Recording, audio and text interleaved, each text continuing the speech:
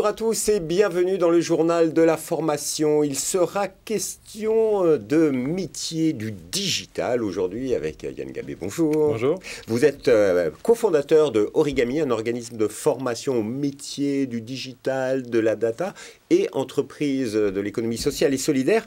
Alors, on parle des métiers digital, data, agilité, et on parle de métiers opérationnels. Qu'est-ce que ça veut dire ? Ça veut dire que très souvent, quand on recrute dans le digital, alors il y a les métiers du développement. Ça, nous, on n'est pas de ce côté-là. On est plutôt dans les métiers qui ne concernent pas le code, type marketing digital, agilité, en effet, gestion de projet, product owner, etc.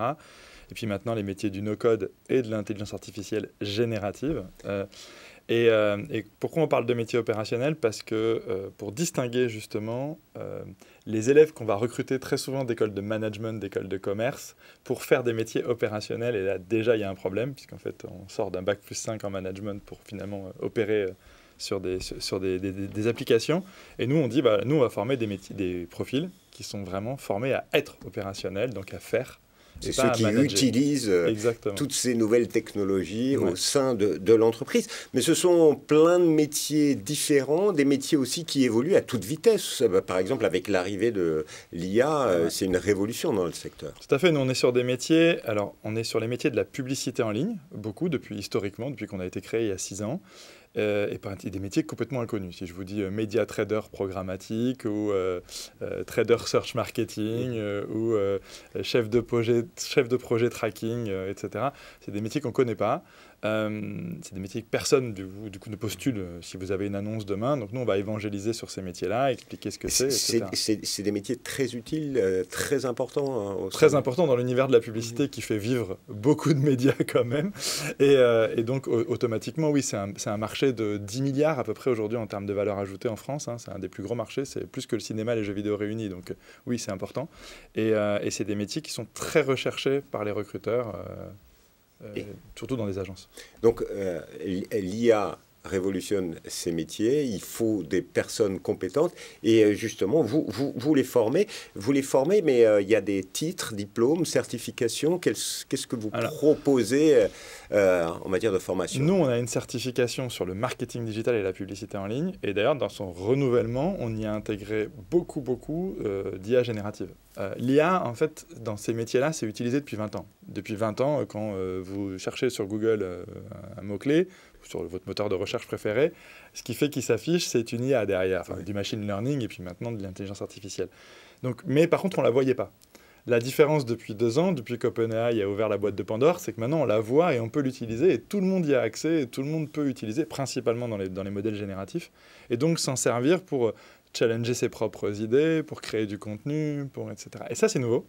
Et dans nos métiers, évidemment, ça a pris une ampleur incroyable, parce que quand vous générez des annonces textes, quand vous analysez des données, quand vous imaginez un visuel ou une campagne, etc., l'IA, en fait, est un allié surpuissant pour faire ça. Donc, il faut savoir l'utiliser et pas s'arrêter au premier échec. Donc, à vous entendre, l'IA va nécessiter de nouveaux talents, les entreprises vont recruter encore plus autour de l'IA plutôt que... Oui, alors... Parce qu'il y a beaucoup de personnes qui disent oui, ça va faire disparaître plein de métiers. Alors, il y a une étude récente d'Adecco qui dit que 66% des entreprises préfèrent recruter que former sur l'IA. Bon, je pense que la vérité est entre les deux. Nous, on a une conviction, c'est qu'aujourd'hui, former à l'IA, ce n'est pas forcément former sur des outils, parce que les outils sur lesquels on va former à la date d'aujourd'hui, dans 6 mois, ça ne sera plus les mêmes. Donc, de toute façon, ça ne sert à rien. Par contre, on a une conviction, c'est que c'est former à des compétences transversales. Et on a identifié ce que nous, on appelle des super-pouvoirs, donc les 8 super-pouvoirs du travailleur de demain, qui sont l'agilité, la créativité, la capacité d'adaptation, la capacité d'analyse, l'aisance technologique, la capacité à utiliser des outils, etc., etc. Et si on développe ça chez quelqu'un, il va être capable, demain, si un nouvel outil sort, d'appréhender cet outil en quelques semaines, et donc d'évoluer. D'accord. Alors, justement, quels sont... vous avez un bachelor et vous avez différents parcours. Expliquez-nous ce que vous proposez. Donc, déjà, d'un côté, il y a le marketing digital et puis à côté, vous avez aussi sur la data une formation. Alors, nous, on a 3 filières. Une filière marketing digital avec tous les métiers dont j'ai parlé là. Une filière gestion de projet agilité avec des métiers autour de la gestion de projet digital. et une filière data tech innovation, où là, on va plutôt être autour de la data, de l'analyse de données, etc., et des métiers plus techniques, pour le coup. Les 2 premières filières sont les 2 plus grosses chez nous. En termes de parcours, soit on rentre par un bootcamp financé par France Travail, donc très, très intéressant, et aujourd'hui des dispositifs très utilisés, et ensuite on va finir sur une alternance de 12 mois pour avoir sa première expérience et être certifié. Mais il y a pas mal de profils qui postulent chez nous qui n'ont pas le niveau encore pour faire ce bootcamp ou qu'on n'a pas identifié comme étant suffisamment avancé pour faire ça. Et donc, on va proposer des parcours plus longs avec 2 années d'alternance. Ça, c'est ce qu'on appelle pour nos téléspectateurs, qu'est-ce que vous entendez par bootcamp? Ah, pardon, oui. Bootcamp, c'est 3 mois de formation intensive. C'est 400 heures sur 3 mois. 400 heures, pour vous donner un ordre d'idée, normalement, c'est 1 année de cours. Nous, on le fait en 3 mois. Par contre, c'est 9h30, 18h tous les jours, 5 jours par semaine. Ultra intensif. C'est très intensif et c'est pour ça qu'il y a certains profils qui ne sont pas prêts à rentrer dans ce modèle-là. Et donc, à qui on va proposer 2 années, voire 3 années pour des profils post-bac. Ouais. Donc là, on est sur un modèle éducatif. À la différence que là, la première année des 3 années, c'est nous qui la finançons. D'accord, donc c'est le parcours fast track, parce que sur votre site internet... Voilà, fast track, c'est 1 an, accélération, c'est 2 ans, et complet, c'est 3 ans. C'est 3 ans. Et j'imagine que, au vu de vos compétences en matière de formation sur ces métiers, vous proposez aussi des formations courtes et dédiées pour des entreprises. Oui, alors nous, on a ce qu'on appelle Origami for Business, qui sert en fait à alimenter notre mission. Hein, comme vous l'avez dit au début, on est une entreprise de l'économie sociale et solidaire, donc on a une mission.